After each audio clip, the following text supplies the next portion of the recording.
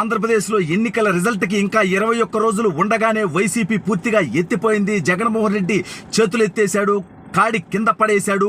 జగన్మోహన్ రెడ్డి ఓటమిని ముందే అంగీకరించేశాడు. అసలు రిజల్ట్కి ఇంకా చాలా సమయం ఉండగానే జగన్మోహన్ రెడ్డి ఎందుకు కాడి కింద పడేశాడు, ఓటమిని ఎందుకు అంగీకరించాడు, అసలు ఆంధ్రప్రదేశ్ ఎన్నికల్లో ఏం జరిగింది, రేపటి రోజున ఏం జరగబోతోంది, ఎన్నికలు ఎలా జరిగాయి, రిజల్ట్ ఎలా ఉండబోతోంది అనేది వీడియోలో వివరించిపోయి ముందుగా ఇప్పటి వరకు మన ఛానల్ సబ్స్క్రైబ్ చేయని వాళ్ళు ఖచ్చితంగా సబ్స్క్రైబ్ చేయండి, మరో నలుగురితో చేయించండి. ఇక విషయానికి వస్తే మన 420 ముఖ్యమంత్రి జగన్మోహన్ రెడ్డికి ఎక్స్పైరీ డేట్ వచ్చేసినటువంటి విషయం ఇవాళ రాష్ట్ర ప్రజలందరూ గమనించాల్సినటువంటి అవసరం ఉంది. ఎందుకంటే ఈ రోజు సాయంత్రం 6 గంటలతో ఆంధ్ర రాష్ట్రంలో ఉన్నటువంటి ఓటర్లందరూ కూడా వాళ్ళ నిర్ణయాన్ని తెలియజేసేశారు. ఈవీఎంలోకి ఓట్లు నిక్షిప్తం అయిపోయాయి. ఇప్పుడు జగన్మోహన్ రెడ్డి పేగలిగేదేం లేదు, పొడిచేదేం లేదు. ఎన్నికల రోజు కూడా చివరికి తన బానిసల ద్వారా, అంటే జగన్మోహన్ రెడ్డి ఓడిపోతాడని తెలుసు కాబట్టి ఎక్కడికక్కడ మాచర్లలో అరాచకం సృష్టించాడు. చివరికి తాడిపత్రిలో దాడులకు ప్రత్యక్షంగా అభ్యర్థి దిగుతాడు. సిగ్గులేనటువంటి వ్యవహారం ఏంటంటే, రాష్ట్ర ప్రజలందరూ తెలుసుకోవాల్సినటువంటి సబ్జెక్ట్ ఏంటంటే, తెనాలి శాసనసభ్యుడు నీతిమాలి సిగ్గుమాలి పోలింగ్ స్టేషన్లో పరిధి దాటి పోతుంటే ఓటరు ఆపితే అతని మీద చేయి చేసుకుంటాడు ఆ సిగ్గులేనుడు. వాడే సిగ్గులేనాడు అనుకుంటే పోలీసులు ఎంత దౌర్భాగ్యులంటే, ఈడు చేయి చేసుకుంటే ఈ ఎమ్మెల్యే గారు, వైసీపీ ఎమ్మెల్యే గారు, తెనాలి ఎమ్మెల్యే ఓటమి ఫ్రస్ట్రేషన్తో వాడు ఓటర్ మీద చేయి చేసుకుంటే దెబ్బతిన్న అతను రియాక్షన్, అతను కూడా ఎమ్మెల్యే చెంప చెల్లుమనేలా, చెప్పు తెగేలా, ఎమ్మెల్యే పొరుగు గంగలో కలిసేలాగా తెనాలి ఎమ్మెల్యేని సామాన్య ఓటర్ కొడితే, నిజంగా ఈ దౌర్భాగ్యులు పోలీసులు కడుపుకు ఆనందం ఉంటుంటే, జగన్మోహన్ రెడ్డికి ఊడిగం చేయకుండా ఉంటుంటే ఏం చేయాలి?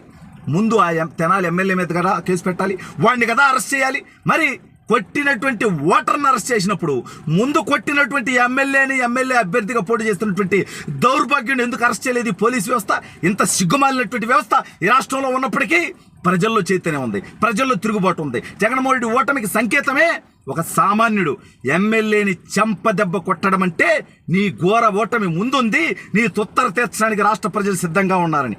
ఎన్నికల రోజే వైసీపీ ఎమ్మెల్యేని ఓటర్లు కొట్టారు అంటే ఇక రేపొద్దున జగన్మోహన్ రెడ్డి బతికేమవుద్ది, మంత్రుల బతికేమవుద్ది, వైసీపీ నాయకుల బతికేమవుద్ది, అక్రమ కేసులు పెట్టినటువంటి తొత్తర పోలీసుల బతుకులు ఏమవుతాయి, ప్రభుత్వాధికారులు పరిధి దాటి వ్యవహరించినటువంటి ప్రభుత్వాధికారుల జీవితాలు ఏమవుతాయి అనేది గుర్తుపెట్టుకోవాల్సినటువంటి అవసరం ఉంది. జగన్మోహన్ రెడ్డి ఇవాళ నీ పతనం మొదలైంది. పోయిన ఎన్నికల్లో 78% ఆంధ్రప్రదేశ్లో పోలింగ్ అయితే ఇప్పుడు 80% దాటుతుందంటే నిన్ను ఓడించాలనేటువంటి కసి, ఈ రాష్ట్రాన్ని బాగు చేసుకోవాలనేటువంటి కసి, ఈ రాష్ట్రానికి ఒక రాజధాని లేనటువంటి దౌర్భాగ్య స్థితిని కల్పించినటువంటి నిన్ను ఘోరంగా ఓడించాలనేటువంటిది వాళ్ళ రాష్ట్ర ప్రజలు తీసుకున్నటువంటి నిర్ణయం అనేది ఓటింగ్ ద్వారా తెలిసింది. రాష్ట్రం నుంచే కాదు, దేశం నలుమూలన ఉన్నటువంటి ఆంధ్రప్రదేశ్ ఓటర్లందరూ కూడా స్వచ్ఛందంగా తరలి వచ్చి ఈ జగన్మోహన్ రెడ్డి ఈ రాష్ట్రం నుంచి తరిమి కొడతాం, ఈ తొగ్గలకి ఇంకోసారి ముఖ్యమంత్రి అయితే మాకు పోలవరం పూర్తవదు, రాజధానికి దిక్కుండదు, మా రాష్ట్రం ఆనవాలే లేకుండా పోతాయి, అస్సాము బీహార్ కంటే ఘోరంగా వెనకబడిపోతాం జగన్మోహన్ రెడ్డి మళ్ళీ ముఖ్యమంత్రి అయితే అనేది ఇవాళ రాష్ట్ర ప్రజలు తీర్మానం చేసుకున్నారు. అందుకే 80% పోలింగు ఇవాళ 80 దాటుతుందని నాకు తెలిసినంత వరకు ఖచ్చితంగా జగన్మోహన్ రెడ్డి ఓటమి ఖాయం. ఇది ముందే తెలుసుకున్నటువంటి జగన్మోహన్ రెడ్డి ఫ్రస్ట్రేషన్తో ఇవాళ పులివెందుల్లో ఓటింగ్ 90% దాటిందంటే జగన్మోహన్ రెడ్డి సొంత నియోజకవర్గంలో సొంత తల్లి విజయలక్ష్మి గారు మనందరం చూసాం. రాజశేఖర రెడ్డి నిజమైన వారసురాలు షర్మిలాని గెలిపించింది. రాజశేఖర రెడ్డి లాగా ఆవిడ మీకు అండగా ఉంటుందని చెప్పిందంటే జగన్మోహన్ రెడ్డి రాజశేఖర రెడ్డిలా లేడు, జగన్మోహన్ రెడ్డి సక్రంగా చేయలేదు, జగన్మోహన్ రెడ్డి పరిపాలన చండాలంగా ఉంది అని చెప్పి సొంత తల్లి చెప్పకనే చెప్పినట్టు కదా. మరి ఇవాళ జగన్మోహన్ రెడ్డి వ్యతిరేకించిన వాళ్ళందరూ చంద్రబాబు నాయుడు మనుషులు అన్నారు కదా, చంద్రబాబు నాయుడుతో కుమ్మక్కయ్యారన్నారు కదా, సొంత చెల్లి షర్మిల అనేదే అన్నారు, ఇంకో చెల్లి సునీతారెడ్డిని అదే అన్నారు. ఎవరు ఈ ప్రభుత్వానికి వ్యతిరేకంగా మాట్లాడితే చంద్రబాబు తొత్తులు అన్నారు కదా. మరి వైఎస్ విజయలక్ష్మి గారు కాంగ్రెస్ పార్టీని గెలిపించమంది, షర్మిలాని గెలిపించమంది, అంటే జగన్మోహన్ రెడ్డికి వ్యతిరేకమేగా, వైసీపీకి వ్యతిరేకమేగా. మరి ఇప్పుడు విజయలక్ష్మి గారు కూడా చంద్రబాబు నాయుడు గారి తొత్త, రాజశేఖర రెడ్డి గారి సతీమణి వైఎస్ విజయలక్ష్మి గారు కూడా చంద్రబాబు నాయుడు గారికి అమ్ముడు పోయారా?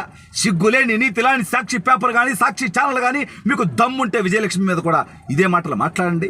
ఎంత దౌర్భాగ్యం అంటే ఓటమి ఫ్రస్ట్రేషన్తో అనేక చోట్ల ఇవాళ ఉదయగిరి శాసనసభ్యుడిగా పోటీ చేస్తున్నటువంటి వ్యక్తి వైసీపీ నుంచి మేకపాటి రాజగోపాల్ రెడ్డి ఇవాళ ఓటర్లను బెదిరించే స్థాయికి దిగజారిపోయాడు. సరే, ఓటర్లు సరైనటువంటి సమాధానం చెప్పబోతా ఉన్నారు. ఉదయగిరి నియోజకవర్గంలో తెలుగుదేశం జెండా కాకర్ల సురేష్ గారి విజయంతో ఇవాళ రెపరెపలాడబోతా ఉంది. ఈ విధంగా రాష్ట్రంలో ఒక నియోజకవర్గం 2 నియోజకవర్గాలు కాదు, ఖచ్చితంగా మినిమం 115 దగ్గర మొదలు పెడితే 140 దాకా ఈ రాష్ట్రంలో తెలుగుదేశం పార్టీ శాసనసభ అభ్యర్థులు గెలవబోతా ఉన్నారు. 18 నుంచి 21 మంది ఎంపీలు ఖచ్చితంగా గెలవబోతున్నారు. నేను చెప్పే నెంబర్ అని కూడా మినిమం. అందుకే జగన్మోహన్ రెడ్డి ఎన్నికలకు ముందే ఓటమి ఒప్పేసుకున్నాడు. ఆ పార్టీ వాళ్ళు చేతులు ఎత్తేశారు. ఎమ్మెల్యేలను కొడుతుంటేనే దిక్కులేనటువంటి పరిస్థితి. చాలామంది ప్రజలు వీళ్ళ అరాచకాన్ని భరించలేక సహించలేక బయటపడలేక ఓటు అనేటువంటి ప్రజాస్వామ్యం ఇచ్చినటువంటి హక్కు ద్వారా, ఓటు అనేటువంటి ఆయుధం ద్వారా ఈ వైఎస్ఆర్ కాంగ్రెస్ పార్టీ ప్రభుత్వాన్ని బొందబెట్టడానికి వాళ్ళ ఆంధ్ర రాష్ట్ర ప్రజలు సిద్ధంగా ఉన్నారనేది రాష్ట్రమంతా తేలిపోయింది. జగన్మోహన్ రెడ్డి ప్యాకప్ చేసుకుంటా ఉన్నాడు. జూన్ 4వ తేదీ తర్వాత అతను పారిపోవడం ఖాయం.